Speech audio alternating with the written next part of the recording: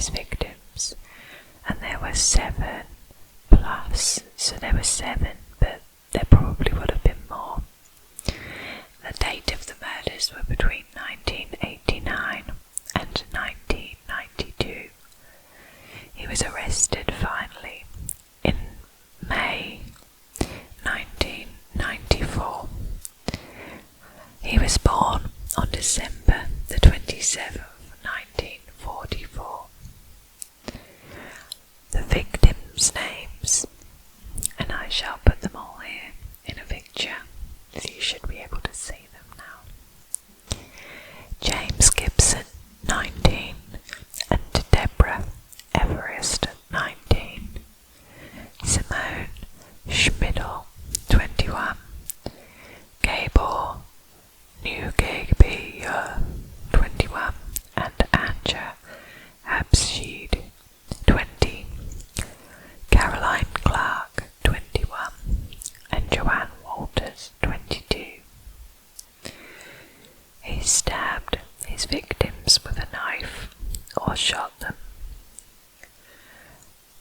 This was in New South Wales, Australia, and his current status is sentenced to 7 consecutive life sentences plus 18 years, and he was sentenced on July the 27th, 1966. When a pair of trail runners discovered the decomposing corpses of Caroline Clark and Joanne Walters buried under the sticks and leaves in Belangelo State Forest on September the 19th, 1992, it was only the beginning of what would eventually result in the capture of Australia's most famed serial killer. Over the next month, searchers would discover 5 more bodies stowed away in the woods of the park, ending the mystery of disappearance of travellers in the area. The bodies discovered by the runners were identified as Clark and Walters, both of whom were British and travelling on foot. They had been last seen over 5 months before. Soon the remains of hitchhikers James Gibson and Deborah Everest, last seen near the forest in 1989, were found.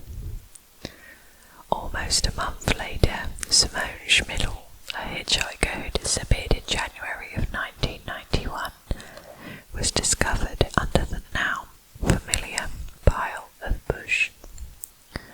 When a pair of jeans found near Schmidl's body were found to be the property of yet another missing person, the searching continued. Predictably, the jeans owner, German Anja Habsheed, and her boyfriend Gabor Negubeo were found nearby dead. The young couple had been missing since December of 1991. Aside from any obvious similarities between the way all of the victims have disappeared and been disposed of, their causes of death were a bit dissimilar. Clark had been stabbed in the chest area. Clark had also been shot and stabbed in the head several times. Gibson had repeatedly been stabbed. Everest had been slashed in the face in addition to her stab wounds. Schmidl had also been stabbed. Habsheed was decapitated, and Nikiba had been shot in the head 5 times with the same weapon that killed Walters. The stabbing victims all had a unique injury, although a stab wound to the upper back and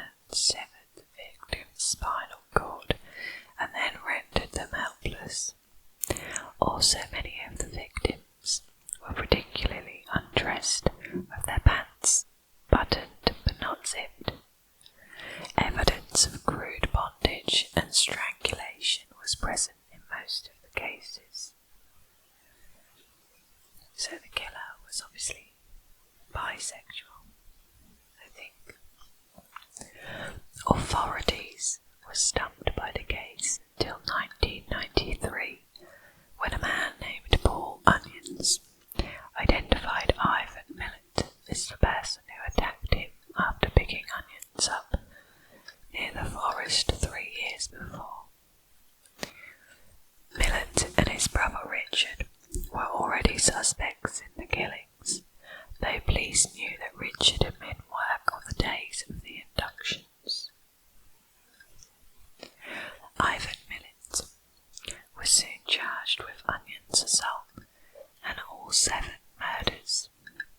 Faced with some very damning evidence at the trial, Milit feebly tried to explain on the stand that he was the victim in an elaborate setup perpetrated by his own family.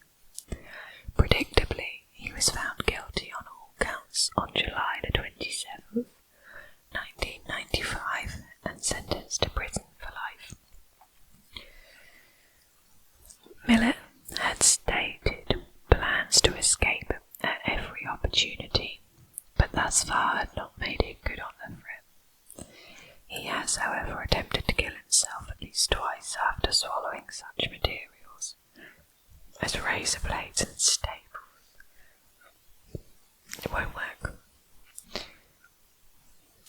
Yeah, I don't know why you do that. It'd be so much easier to just do it enough way. I'm not going to say why.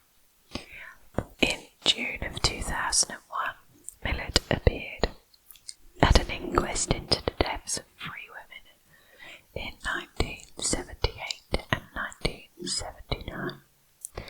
Robin Hickey, 17, Amanda Robinson, 14, and Leanne Goodall, 20, all disappeared from an area north of Sydney under similar circumstances as Milit's known victims. Though Milit attended the inquest, he offered nothing to help keep the investigators and denied having known the women or ever picked up an hitchhiker in that area. Okay, so Australia saying that he's the worst serial killer of modern times. He was the son of Croatian immigrants, born in 1945, a non-smoker who also shunned liquor. Milit worked as a highway construction worker and devoted his leisure time to motorcycle riding, off-road touring in a 4-wheel drive vehicle, and hunting.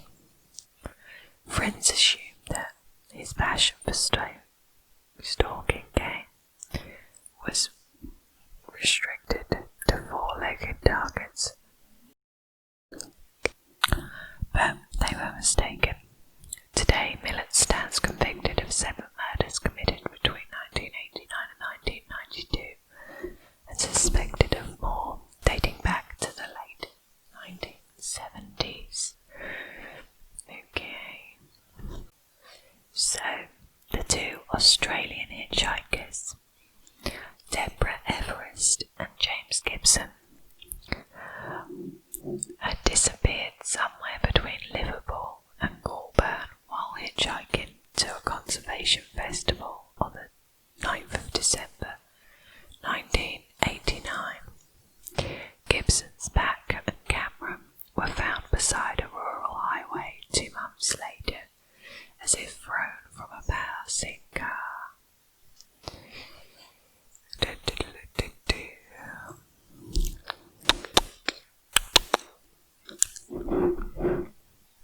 So, Simone Schmidl, the German visitor, she had disappeared on the same stretch of road between Liverpool and Goulburn, hitchhiking to Melbourne on January the 21st, 1991. Her glasses and camping equipment had later been found in the bush near Wangata, a small town in Victoria. A police report, Simone had been bound, gagged and stabbed repeatedly. The British tourists Caroline Clark and Joanne Walters had last been seen alive in Sydney on April the 18th, 1992, while thumbing rides to Adelaide. Autopsies revealed that both young women had been sexually assaulted. Walters had been gagged and stabbed to death, and Clark was shot 12 times in the head. The other two German tourists, Gabor and Anja, they were last seen on December the 26th, 1991, when they set off for hitchhiking from King's Cross to Darwin and vanished without a trace. Their deaths bore all signs of another sexual attack. Nick Huber was apparently strangled, then shot 6 times in the head, and his girlfriend was nude below the waist, and she had been decapitated, her head missing from the scene. It's just so sad. So, Australia had published photos of the victims that had brought calls from locals who had seen them hiking through the countryside or thumbing rides, but none of them had apparently seen the killer, except perhaps for Paul Onions, a British subject from Birmingham. Onions heard about the backpack murders on television and recalled his own near-miss with death outside Sydney in January 1990. Onions had been thumbing rides when he was picked up by a driver of a silver Nissan 4-wheel drive truck, who introduced himself as Bill, a half-mile north of Balango State Forest. Bill had stopped and pulled a gun, declaring this as a robbery. Onions had to run for his life through his bush, bullets whizzing past his head, and managed to escape after a hectic chase. He recalled the gunman well enough to help the police prosecute and prepare a sketch, including the would-be killer's handlebar mustache. Ivan has tried to appeal against his convictions on the grounds that the quality of legal representation that he had received was too poor, and therefore constituted a breach of his common law right to legal representation, established in the landmark cases of Dietrich versus the Queen. However, Gleeson C.J. Gabby and Mahoney J.A. of the New South Wales Court of Criminal Appeal held that right to legal representation did not depend on any level or quality of representation, unless the quality of representation was so poor that the accused was no better off with it. Well, that was a mouthful. The court found this was not the case and therefore dismissed the appeal. In 2004, Milit filed an application with the High Court, which was heard by Justice McHugh. The order saw that Milit would be allowed to attend to make an oral submission in an impending appeal for special leave to the court, and that, alternatively, he would be allowed to appear via video link. The application was dismissed on the grounds that the issues raised could be adequately addressed by written submission. I don't really understand that. The grounds of his impending appeal were that the trial judge had erred by allowing the Crown to put a case to the jury unsupported by its own witnesses, and had also put forward alternative cases to the jury, one of which had not been argued by the Crown. McHugh J. indicated that the the appeal may be defeated because it has been brought out of time. So, when he was in prison, he decided to cut his little finger off with a plastic knife on January the 26th, 2009, with the intention of mailing the 7th digit to the High Court. Nuts, absolutely nuts. He was taken to Goulburn Hospital under high security. However, on the 27th of January 2009, he returned to prison after doctors decided surgery was needed to attach the finger, and it wasn't possible. This was not the first time that Milat had injured himself while in prison. In the past, he swallowed razor blades, staples, and other metal objects. Just all over nutcase, really. So, Ivan actually died in prison last year on the 27th of October. But when he died, there was a letter left for his family with instructions of how he wanted his death to be handled. He was known by Mac to his family and died in Long Bay Jail's hospital wing from terminal esophagus and stomach cancer at about 4 a.m. He was 74 when he died and had been undergoing chemotherapy. It will now be his death is being subject to a coronial inquest, with his death deemed a death in custody as he died in jail. Following the inquest, his body will be returned to his family for burial. I know he was someone's son, but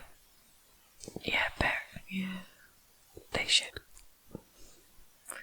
see if it was me. I'd be like, no, just bury him at the prison, but I know they can't physically do that. It's not very humane. But how can you?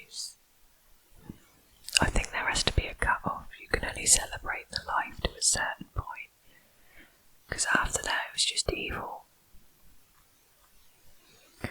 But he wanted a very quiet funeral. I don't know if he managed to get one or not, but the police had told the family that he had died and said that he had written a letter. The family had said that they all had things that they wanted to say, but it was too hard to say goodbye. But